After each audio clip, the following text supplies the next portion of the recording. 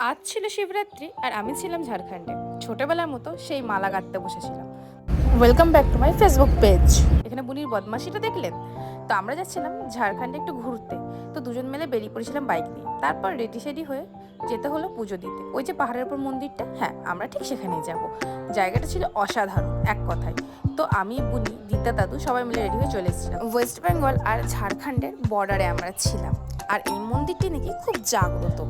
তো হার হার মহাদেব বলতে বলতে আমরা পাহাড়ের পথে রওনা দিয়েছিলাম, কারণ আমাদেরকে এখন বেশ খানিকটা পথ হাঁটতে হবে, মানে পাহাড়ে উঠতে হবে।